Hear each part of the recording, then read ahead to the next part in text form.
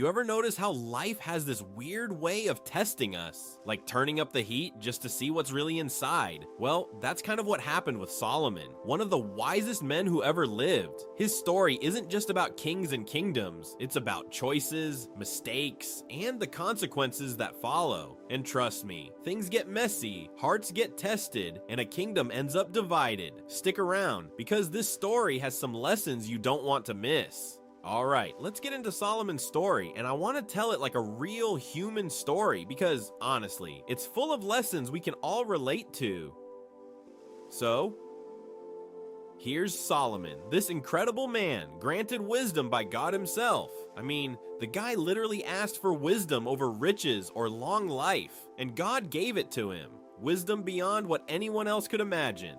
And yet, even with all that, things start to go wrong, not overnight, not in a dramatic crash, but slowly, subtly, the kind of slow drift that you almost don't notice until it's too late. It all begins with relationships. Solomon marries women from foreign nations. Now, let me be clear, this isn't about race or culture at all. That's not the issue. The problem, according to scripture, was that these women worshipped gods other than the God of Abraham, Isaac, and Jacob, and Solomon, being human, allowed himself to be influenced. At first, it probably seemed harmless. Maybe he thought, I can handle this. I can honor God and still be with them. But over time, it shifted his heart. Scripture says plainly, his wives turned away his heart. Can you imagine that? The man who had the wisdom to guide a nation ended up letting his personal relationships redirect his devotion, and that had massive consequences. And here's the thing, this wasn't just a spiritual problem. It wasn't just a personal lapse. Because Solomon was king, his choices affected everyone. His heart's drift led to the nation drifting. Pagan worship began creeping into Israel itself. People started worshiping gods like Kosh and Molech. And if you know what Molech worship involved, it's really grim. Child sacrifice was part of it. The valley near Jerusalem even became known as the Valley of the Children because of the tragic consequences of these practices. All of this from choices that might have seemed small at the time. Marrying foreign women, allowing influence to creep in. Tiny decisions can create massive ripples. And that's what makes this story so relatable. Solomon wasn't bad at first. He had wisdom, insight, and God's favor, but influence, subtle influence, pulled him away from the path he was meant to follow. And that's what happens in real life too. We might start with the best intentions, knowing what's right and still drift. Influence, temptation, small compromises, they all add up. You look back and realize the path you're on is far from what you intended, just like Solomon. And here's a principle we can't overlook: guarding your heart. Proverbs 4:23 says, "Above all else, guard your heart, for everything you do flows from it." That's huge. Solomon didn't guard his heart. He didn't actively protect his inner life from influences that could lead him astray. And look at the impact, not just his spiritual decline, but the moral and cultural decline of the entire nation.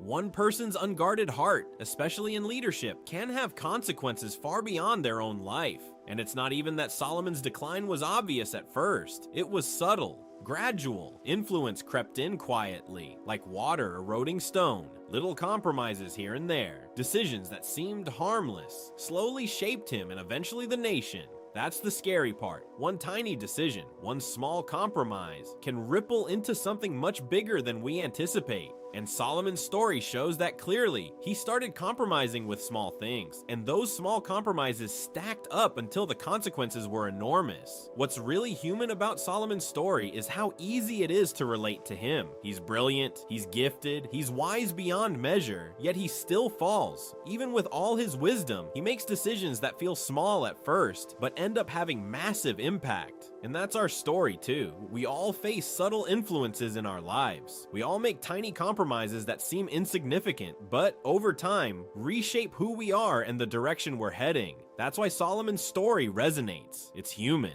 It's us, in a way. And the tragedy is, these compromises didn't just affect him spiritually, they affected Israel as a whole. His personal drift led to national idolatry. Israel started worshiping gods that demanded terrible things because their king's heart had drifted. And it's not just idolatry in a religious sense. It's about priorities, about focus, about integrity. Solomon began amassing wealth, horses, and other material things, even though God had instructed otherwise. God wanted Solomon to rely on him, not on worldly power or riches. But Solomon's heart had shifted. His compromises were shaping not only his own life, but the future of a nation. And this is where the story gets really instructive. Solomon's decline wasn't sudden. It was subtle, cumulative, and human. Wisdom alone didn't protect him. Knowledge didn't prevent him from drifting. And that's the lesson. Awareness, vigilance, and intentionality are key. You can be smart, gifted, or talented, but if you don't guard your heart and stay aware of the influences around you, drift happens. It's not dramatic at first, but over time, it reshapes your life, your priorities, and your impact on others. And it's also a story of regret. Imagine realizing after the fact that your decisions, even ones that seemed minor, led to consequences far beyond what you intended. Solomon had wisdom, yes, but he didn't fully guard his heart, and he allowed influence to redirect him. And we see the results: spiritual decline, moral compromise, cultural impact, and the nation drifting from God. It's a powerful, humbling lesson. No matter how wise or gifted we are, we're vulnerable if we're not intentional about protecting our hearts. And here's the thing, this story isn't about ancient history, it's practical. It's relevant. It's about life, influence, and decisions. We all face influences, temptations, and small compromises in our lives today. The stakes might not be a kingdom, but they're still real. Friendships, habits, work, family, social pressures, all of these shape our hearts. And if we're not careful, small compromises can lead us far from our intended path. Solomon's story also reminds us that wisdom is not enough. Knowledge doesn't automatically safeguard us from mistakes. What matters is vigilance, intentionality, and awareness. Guarding your heart is daily work. It's noticing the subtle influences, reflecting on choices, and making sure our actions align with what we truly value. Solomon's failure to do this led to massive consequences, both personally and nationally, and that's a powerful reminder for all of us. In the end, Solomon's spiritual and moral decline is a deeply human story. It's about choices, influence, and the ripple effect of small compromises. It's about the importance of guarding your heart, being intentional, and understanding that even small decisions can grow into big failures. Wisdom alone doesn't protect us. Vigilance, awareness, and integrity do, and that's what makes his story so powerful and relatable. We can see ourselves in Solomon, learn from his mistakes, and hopefully guard our own hearts better. So, when you think about Solomon, think about the human side of it, the drift, the subtle influences, the small compromises, and how they led to massive consequences. It's a cautionary tale that transcends time, and it's as relevant today as it was thousands of years ago. The principle is simple: guard your heart. Be intentional about who and what influences you. Pay attention to the small choices before they become big failures. Because, just like Solomon, the stakes are high, and the consequences of ignoring your heart can extend far beyond what you see.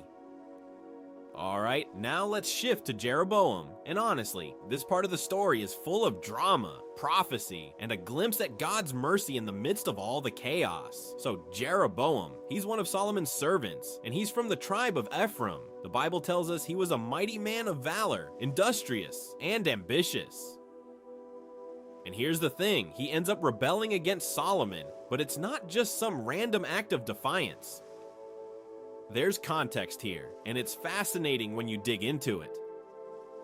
Solomon, as we just talked about, has been making decisions that have caused real strain on the people. Heavy taxes, forced labor for massive building projects, and the king's drift into idolatry. These things set the stage for discontent. Jewish tradition tells us that one of the triggers for Jeroboam's rebellion was opposition to Solomon's forced labor. He didn't like the harshness, the weight that Solomon placed on the people to accomplish these grandiose projects. And honestly, who could blame him? Being tasked with that kind of burden would frustrate anyone. So Jeroboam's rebellion isn't just political, it's a response to injustice and a heavy yoke on the people. Now, here's where it gets really interesting. God steps into this story through the prophet Ahijah from Shiloh. Ahijah meets Jeroboam alone in a field, and the first thing he does is something incredibly visual and symbolic. He takes a brand new garment and tears it into 12 pieces. And whether he tore it from himself or presented it to Jeroboam doesn't really matter. The imagery is powerful. Those 12 pieces represent the 12 tribes of Israel, and through this action, God communicates a prophecy that is as dramatic as it is clear. Ahijah gives Jeroboam 10 pieces of the garment and tells him that God will give him 10 tribes of Israel. Solomon's son, Rehoboam, will retain only a small portion, the tribes of Judah and Benjamin, which together represent the southern kingdom. So just picture it. One moment you're serving under the king, the next, God's prophet visually rips apart the kingdom and hands Jeroboam a clear indication of his future. It's not just a verbal prophecy, it's a living illustration that Jeroboam can see and understand. And the reason for this division, God explains it directly. Solomon and the people under his watch had forsaken him. They had engaged in idolatry, worshiping false gods and goddesses, turning away from the statutes and judgments that had guided Israel. The division of the kingdom isn't random, it's a direct consequence of their choices. And yet, even in this judgment, there's mercy. God doesn't take everything from Solomon or Rehoboam immediately. He still leaves a portion for David's descendants, honoring the promise he made to David, Solomon's father. That's key. God's justice is real, but so is his mercy. And then there's the conditional blessing part. God tells Jeroboam through Ahijah that he will succeed and prosper if he walks in God's ways, keeps his commandments, and does what is right in his eyes, just as David did. But it's conditional. There's no free pass here. Blessing is tied to obedience. God loves unconditionally, yes, but his blessings follow a pattern of obedience. This is such a crucial point.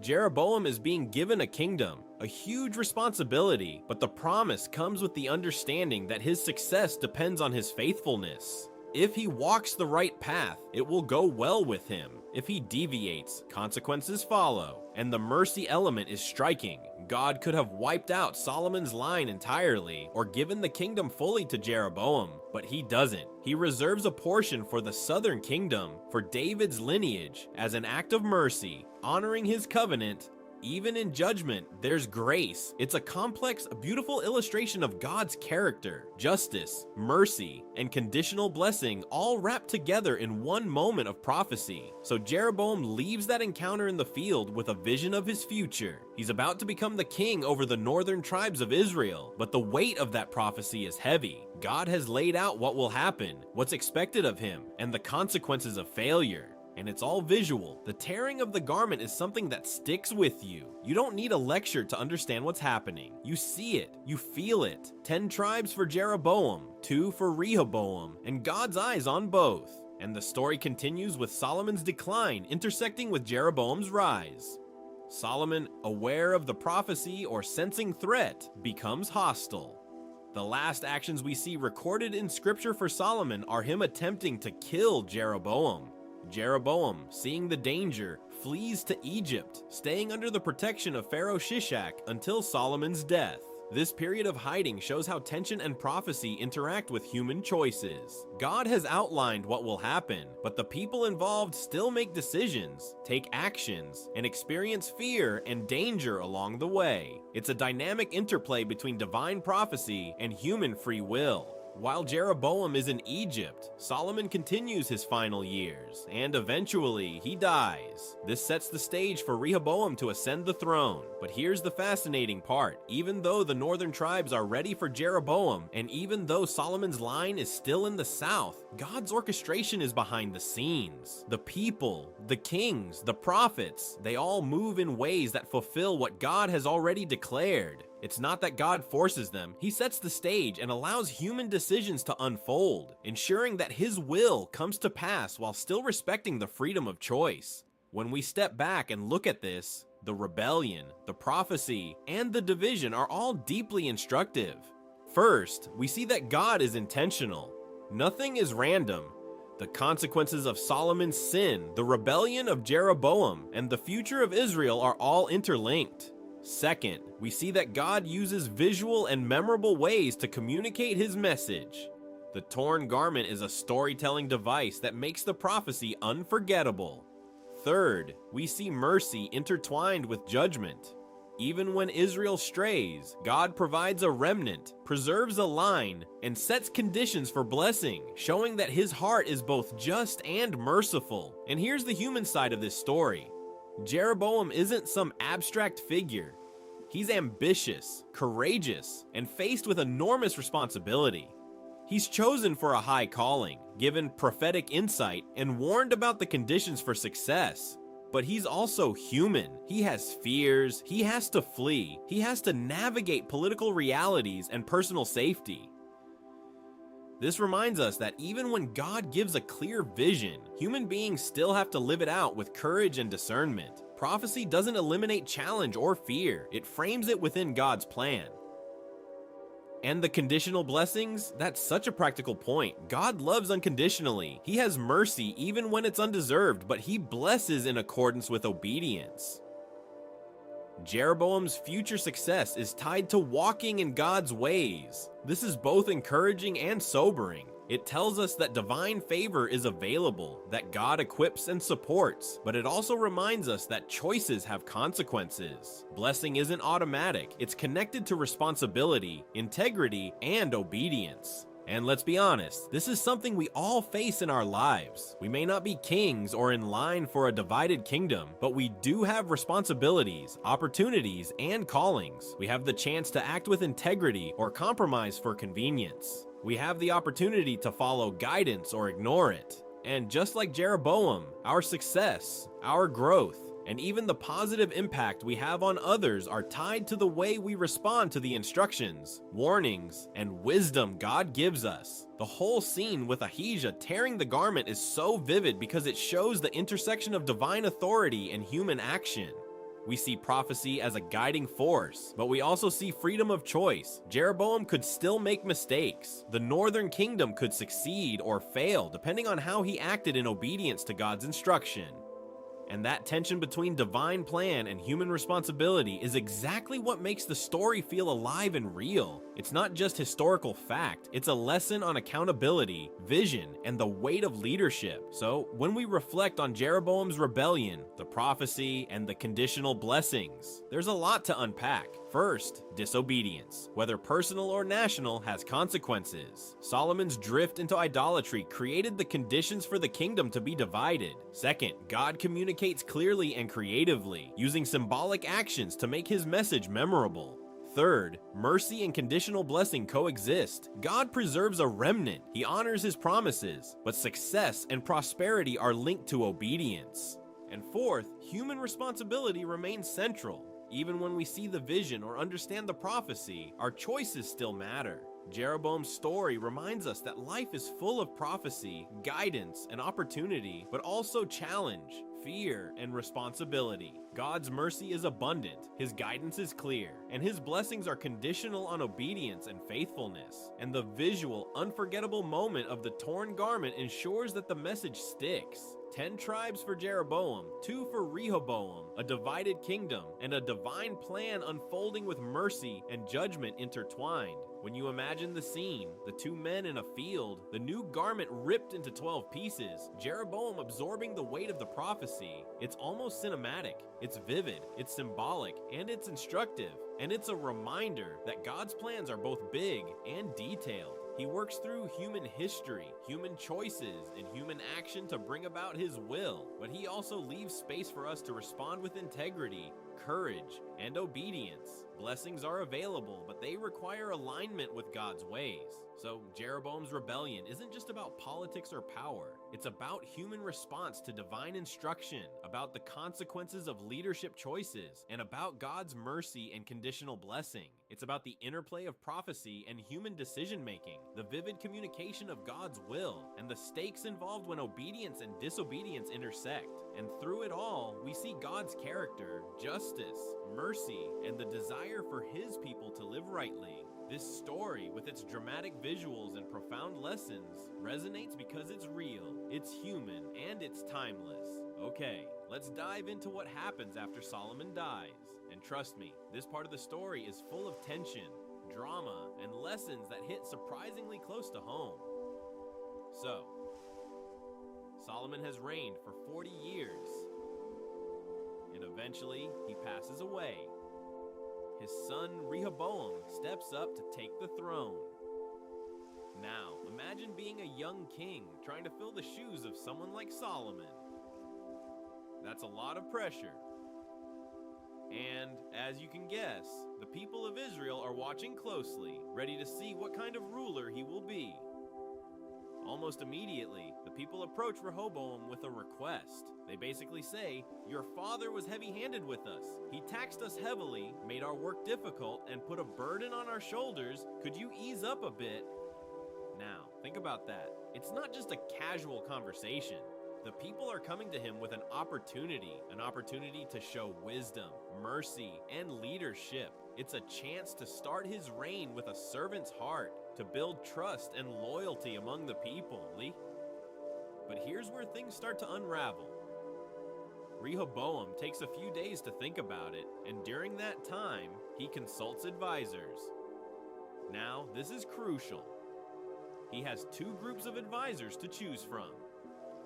The elders who served his father Solomon, seasoned, wise, experienced men who have seen the consequences of heavy-handed rule.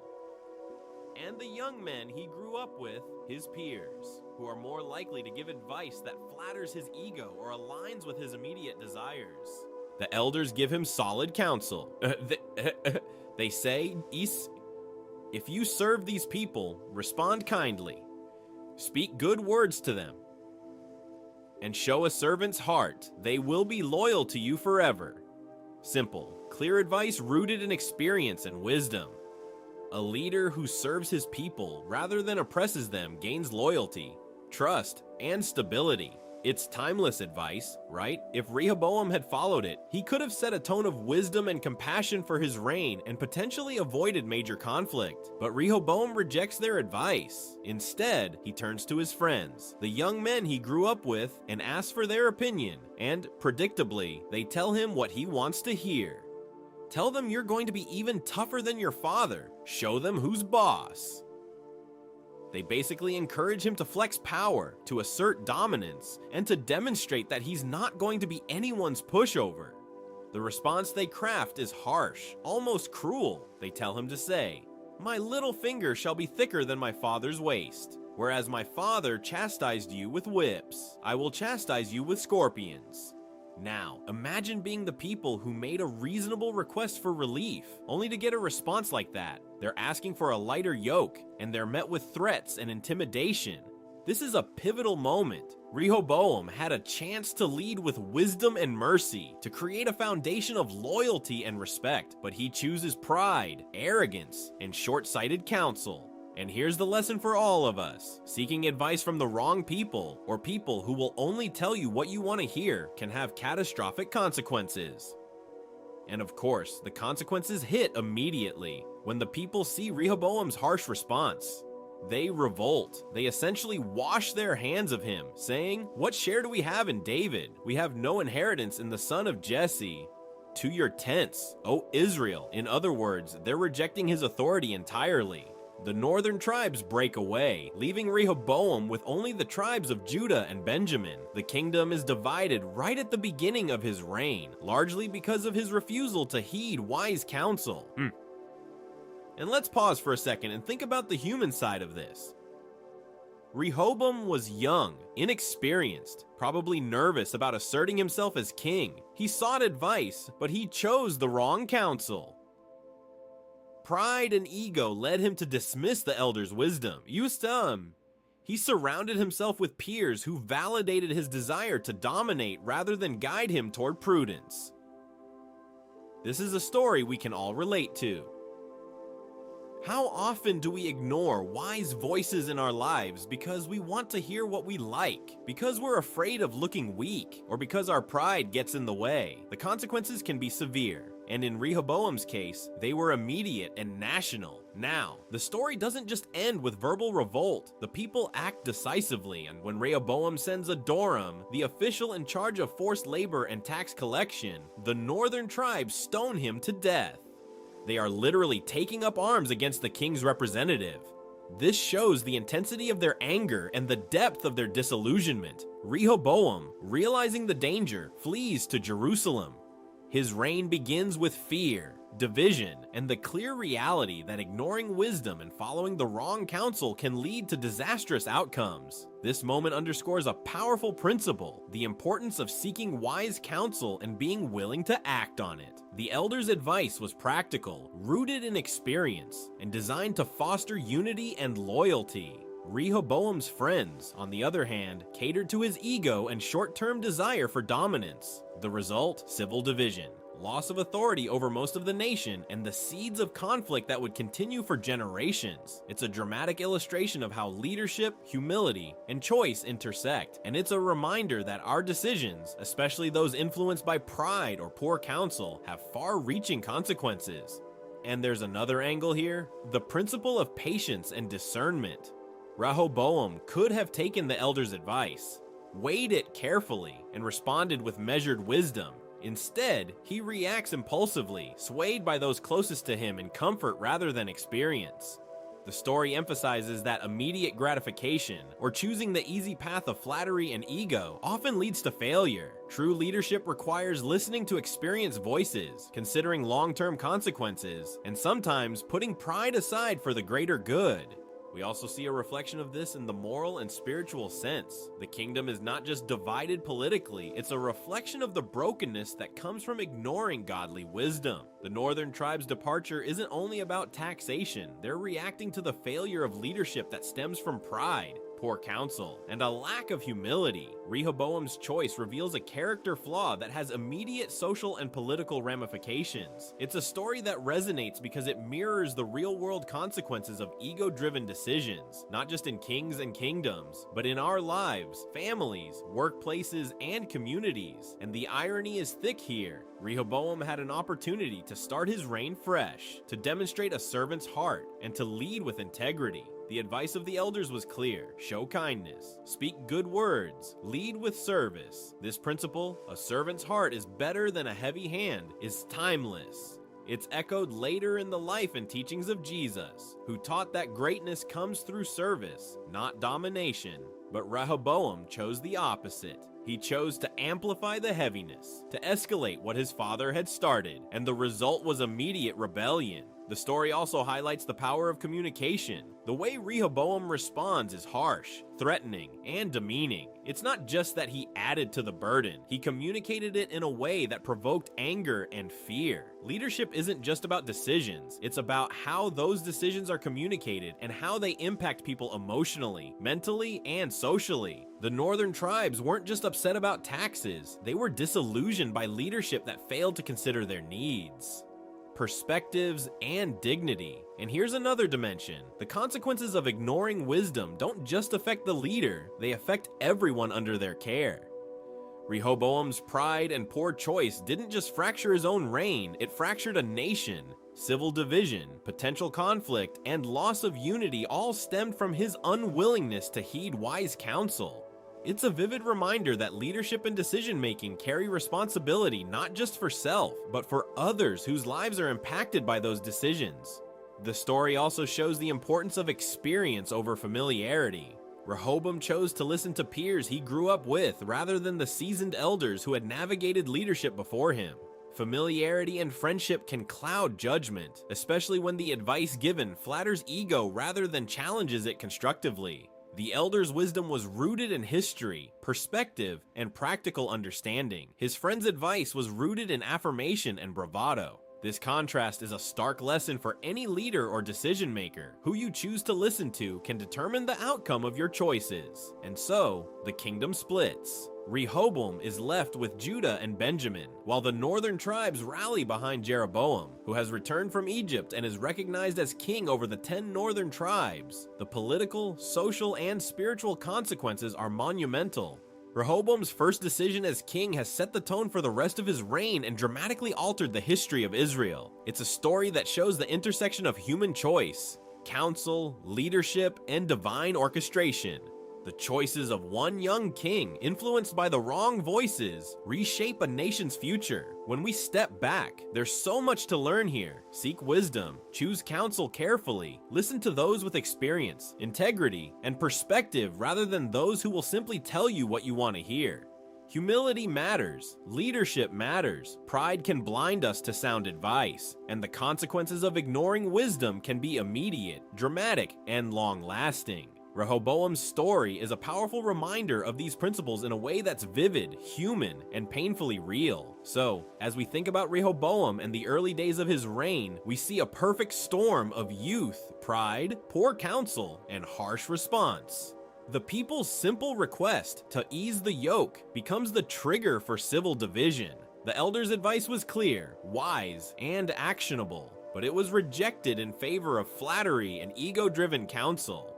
The lesson is timeless. Wise counsel is invaluable, and ignoring it can have consequences far beyond what we imagine. Leadership, humility, and discernment are essential, and Rehoboam's failure to embrace them shaped the future of Israel for generations to come. Okay, now let's talk about what happens after the kingdom splits, because this is where things get really interesting, and honestly, a little tragic. So, after Rehoboam's harsh response, the northern tribes of Israel rebel, and Jeroboam becomes king over the 10 northern tribes. Rehoboam is left ruling just Judah and Benjamin in the south. The kingdom is officially divided, just like the prophecy foretold.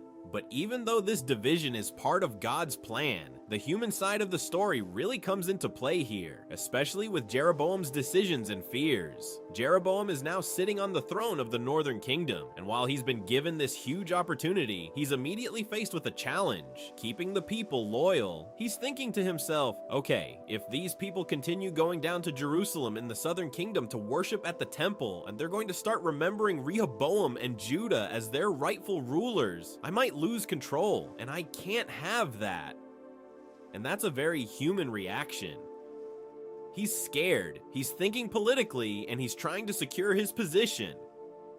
But here's where fear starts to influence decisions in a really dangerous way. Instead of trusting God to guide him and protect the kingdom he's given him, Jeroboam decides to create a shortcut, a solution based on fear and convenience rather than faith. He thinks, if I can keep the people from going south to Jerusalem, then they'll stay loyal to me. So what does he do? He makes 2 golden calves. One goes up in Bethel in the south of his kingdom, and the other in Dan in the far north. Essentially, he's saying to the people, don't worry about going to Jerusalem. Here are your gods. Right here, local and convenient. Now, just pause for a second and think about how crazy this is. We're talking about a kingdom that has just been set apart by God. A prophecy has been fulfilled, and Jeroboam immediately undermines God's plan because he's afraid. Instead of encouraging the people to continue proper worship in Jerusalem, he sets up idols and shrines where it's easy and convenient for them. Convenience and fear combined, 2 factors that often lead to compromise, have now led the northern kingdom into idolatry. It's a powerful example of how fear can cause people to act in ways that go against what's right, even when they've been given a divine mandate. And it doesn't stop there. Jeroboam also creates shrines on high places and appoints priests from all sorts of tribes, not just the Levites, who were the ones God designated for priestly duties. Essentially, he's making worship easier, more accessible, and less disciplined, but also fundamentally wrong. He's restructuring religious practice to suit his political needs. People can now worship wherever they are, under leaders who are convenient for him, rather than going to the temple in Jerusalem and following God's commandments. Fear has created a culture of compromise. Convenience has led to idolatry, and Jeroboam is at the center of it all. It's fascinating in a tragic sort of way to see how fear can drive decisions that have long-lasting consequences. Jeroboam had a unique opportunity. He could have led the northern tribes in faithfulness, trusting God to solidify his rule while guiding the people toward proper worship. Instead, he opted for the path of least resistance. He prioritized political security over spiritual obedience. And the results? A kingdom that continues in idolatry for generations, weakening the spiritual foundation of the northern tribes from the very start. And this is where we can start to see a pattern that's, unfortunately, all too common. Convenience and fear often lead to poor decisions. Jeroboam's golden calves were convenient for him and for the people. No long travel, no obligation to follow God's plan exactly, no accountability to the temple in Jerusalem. It's easier, it's faster, it feels safer, but it's wrong. Fear drove him to this because he couldn't trust God to protect his kingdom or ensure loyalty. Instead of acting in faith, he acted in panic. And those choices have consequences that last far beyond his own lifetime. And you can almost picture it. The people of the northern kingdom are walking around, seeing these golden calves, participating in these high places, thinking, well, this is easier than going down to Jerusalem. This is convenient. And look, the king says it's okay, so it must be fine. Convenience becomes justification. Fear becomes the excuse. And in the end, idolatry becomes normalized. The spiritual drift that Solomon started in his own heart now continues in the culture of Jeroboam's kingdom. It's a domino effect. One poor decision, driven by fear and convenience, leads to widespread compromise. And there's also a really important lesson here about leadership and responsibility. Jeroboam wasn't just acting for himself, he was responsible for guiding an entire kingdom. Leaders have a huge influence on the people they lead, and their choices set the tone. Jeroboam's fear caused him to prioritize his own position over the spiritual welfare of his people. He opted for control and convenience instead of obedience and trust in God. And that's a principle that translates far beyond ancient Israel. In our own lives, whether it's at work, in our families, or in communities, the choices of those in leadership, especially choices driven by fear rather than integrity, can ripple outward and shape the behaviors and values of others. Jeroboam's story is a vivid example of that. And let's also talk about the psychological aspect for a moment. Jeroboam's fear wasn't just political, it was deeply personal. He had just been given this kingdom, a huge responsibility, and he was terrified of losing it. That fear caused him to make decisions that seemed practical in the short term, but were disastrous spiritually. Fear is a powerful motivator, and it can make us act against our better judgment. We've all been there. Right? We make decisions out of panic, or we take the easiest route to solve a problem, only to realize later that our fear led us astray. Jeroboam's story is an ancient, dramatic version of that same principle. And the consequences are immediate and visible. The northern kingdom is now entrenched in idolatry. People worship golden calves instead of God. The proper priesthood is ignored. High places, which were intended to be for sacrifice and worship according to God's law, are now manipulated to serve convenience and political control. Fear and convenience have reshaped the entire spiritual landscape of the northern kingdom. And it all started with Jeroboam, the fear-driven decision maker. So when we look at this story, there are a few key takeaways. 1. Fear is a dangerous guide. Jeroboam let fear dictate his choices, and the results were catastrophic. 2. Convenience often masks compromise. The golden calves were convenient for the king and the people, but they undermined obedience to God. And 3. Leadership matters. The decisions of a leader set the tone for an entire community. One wrong move, one fear-driven choice, and the consequences can last for generations. And there's a spiritual angle here that's critical to notice.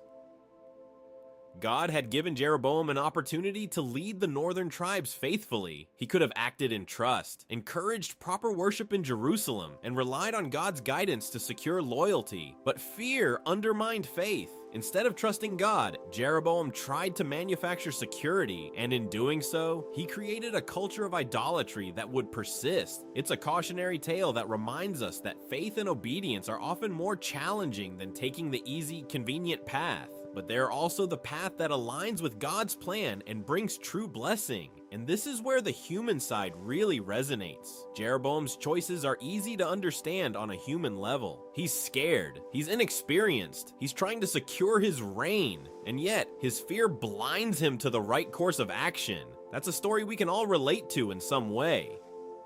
How often do we make decisions out of fear, panic, or the desire for immediate security, only to find that those decisions have consequences that last far longer than the original problem? Jeroboam's story dramatizes that principle in a vivid, memorable way, and there's a broader lesson about idolatry, too, not just in terms of false gods, but in terms of anything that we put above faithfulness and integrity. Jeroboam chose security, convenience, and control over trust in God. In doing so, he created a system of worship that was easy and appealing, but fundamentally wrong. Fear and convenience became idols in themselves, reshaping the culture and values of his entire kingdom. So, as we reflect on this part of the story, we can see a clear pattern: separation, fear, convenience, and the resulting idolatry. The northern kingdom is divided from the south. Jeroboam's fear drives him to create golden calves and local shrines, and the people fall into idolatry because it's easier and more convenient than following God's plan. It's a story that's vivid, human, and packed with lessons. And it's not just history, it's a reflection of patterns we see over and over in human behavior. Fear and convenience can undermine faith, compromise values, and lead to long-term consequences that are hard to reverse. When you picture Jeroboam setting up the calves in Bethel and Dan, appointing priests from every tribe, and making worship convenient, it's almost cinematic. You can see him thinking, "This will keep them loyal, this will keep me safe." While in reality, he's creating a spiritual mess that will last for generations. And it all stems from a human, understandable emotion: fear. Convenience makes it seem smart, but it's a shortcut with disastrous consequences. In the end, Jeroboam's choices show us just how powerful fear and convenience can be in shaping decisions. They highlight the importance of faith, trust in God, and adherence to his guidance, even when it feels challenging. And they remind us that leadership decisions ripple out, affecting not just ourselves, but entire communities. The Northern Kingdom's idolatry is a direct result of one king's fear-driven attempt to secure loyalty and ease life for himself and his people. You're safe. It's a story that's as cautionary as it is compelling, and it's full of lessons that are still relevant today. Alright, so let's take a step back and really talk about the spiritual lessons we can draw from all of this. Solomon, Rehoboam, Jeroboam, the division of the kingdom, and the choices that got everyone into trouble. Because beyond the drama, the politics, and the idolatry, there are some really profound truths here that apply to everyday life. And honestly, they're the kind of lessons that can stick with you if you take a moment to think about them. First, making decisions from faith rather than fear or convenience. Look, Jeroboam had a huge opportunity. God had promised him 10 tribes of Israel. That's a huge deal. But instead of stepping into that role with trust, with faith, he acted out of fear. He worried that the people would go back to Rehoboam, that they wouldn't remain loyal. And because of that fear, he created golden calves, built local shrines, and basically tried to manufacture security rather than trusting God. And we see the consequences: idolatry, spiritual compromise, and a pattern that would affect generations. The lesson is clear. Fear-based decisions almost always lead to compromise, poor outcomes, and long-term regret. Faith-based decisions, even when risky or uncomfortable, align with God's plan and bring lasting fruit. It's a simple principle, but it's so easy to forget in the moment when fear whispers, "You need to protect yourself, control your circumstances." And I think we can all relate to that, right? I mean, how many times have you faced a decision where the safe, convenient option is tempting? Maybe it's at work, maybe it's in relationships, maybe it's even just in small personal choices. The easy path doesn't always honor God. Fear and comfort are tricky. They feel good in the short term, but they can steer you off the path you were meant to follow. Jeroboam's story is almost like a mirror for that. The Northern Kingdom's drift into idolatry didn't happen overnight. It started with a fear-driven decision, a shortcut meant to secure loyalty and ease life, and it snowballed into something much bigger. That brings us to the second lesson: the dangers of comfort.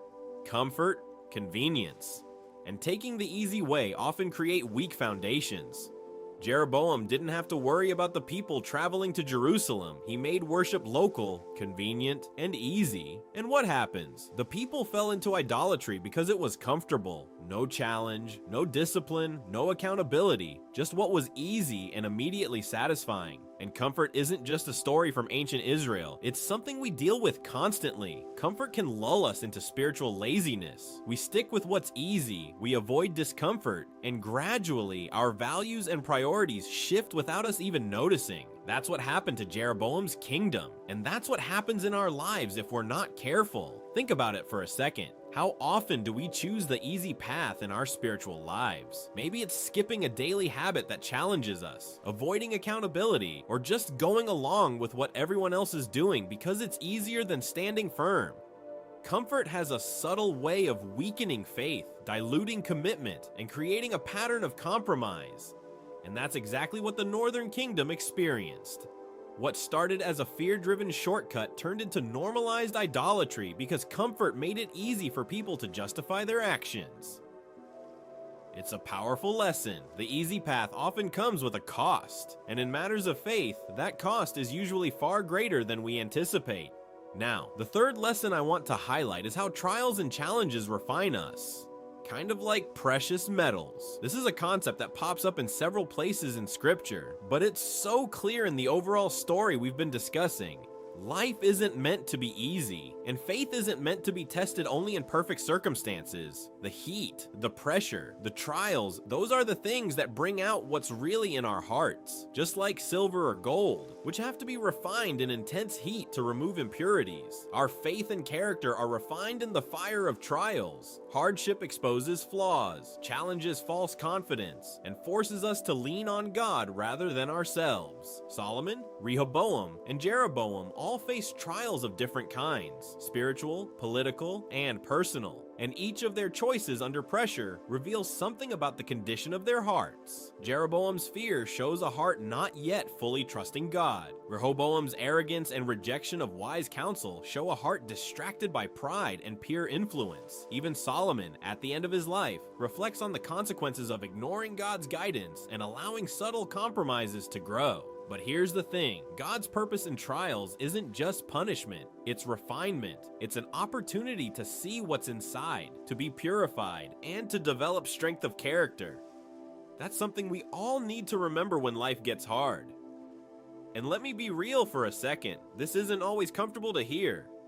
Trials are hard, they hurt, they're inconvenient. They push us out of our comfort zones and force us to confront the parts of ourselves that we might not like. But that's exactly why they're necessary. Like refining gold. If we avoid the heat, the impurities stay.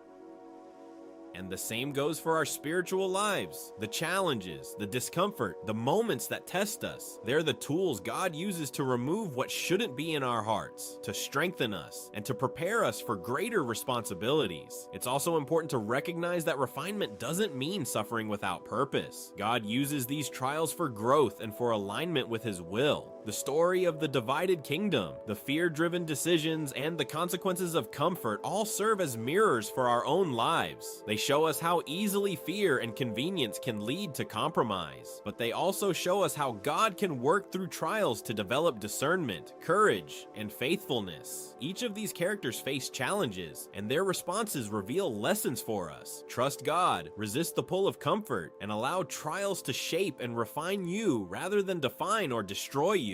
And you know what's really human about this? We all want comfort. We all want security. We all want decisions to be easy, outcomes to be certain, and challenges to be minimal. That's natural. But comfort and fear can blind us to what's truly right. Jeroboam's shortcut, while understandable on a human level, shows us the danger of choosing what feels safe over what's faithful. It's easy to nod along and say, yeah, of course, trust God. But in the moment, fear can whisper really convincingly. That's why it takes intentionality, reflection, and discipline to make decisions from faith rather than fear. So, when you think about these lessons together, they form a kind of roadmap. Faith over fear, discipline over convenience, refinement through trials, and humility to accept guidance and correction. These are timeless principles that go beyond ancient kingdoms and prophets. They apply to everyday life, the workplace, family relationships, personal growth, and spiritual development. And the beauty of it is that these principles are practical. They're not just abstract spiritual concepts, they're actionable truths. When faced with a decision, pause and ask, am I acting out of faith or fear? Am I choosing the easy, comfortable path or the faithful, sometimes challenging path? And when trials come, lean into them as opportunities for refinement rather than avoiding them or resenting them. And honestly, that's where the story becomes personal for all of us. We can see ourselves in Jeroboam, in Rehoboam, even in Solomon at the end of his life. We face fears, temptations, and decisions that test our integrity and faith. We experience comfort that can lull us into passivity, and we encounter trials that reveal what's really in our hearts. The spiritual lessons aren't just about ancient kings, they're about how to navigate life with wisdom, courage, and faith today. So here's the takeaway: trust God when making decisions. Don't let fear dictate your actions. Don't take the easy path just because it's convenient or comfortable. And when trials come, don't resist the heat. They're refining you. Life will test you, and that's not a punishment. It's an opportunity to be made stronger, wiser, and more aligned with God's will. Like precious metals refined by fire, we're purified and strengthened through trials, and the result is something more resilient, more faithful, and more capable of reflecting God's glory in the world. And at the end of the day, that's what these stories are teaching us: faith, discipline, and perseverance under pressure. They show us the consequences of fear and comfort-driven decisions and the incredible value of allowing trials to shape us rather than scare us. If we take these lessons to heart, we can navigate our own challenges more faithfully, resist the lure of shortcuts, and trust that God's guidance, even when it's hard or counterintuitive, leads to lasting growth and blessing. That's the heart of the spiritual lesson here, and it's something that sticks long after we've walked through the drama of kings and kingdoms. Wow, what a journey, right? From Solomon's wisdom and mistakes to Jeroboam's fear-driven choices and Rehoboam's prideful decisions. There's so much to learn about faith, leadership, and the cost of convenience. It's a reminder that our hearts, decisions, and responses to trials really matter. If this story got you thinking and sparked some new perspective, go ahead and hit like. And if you want to keep exploring these stories with me, consider subscribing so you don't miss what's coming next.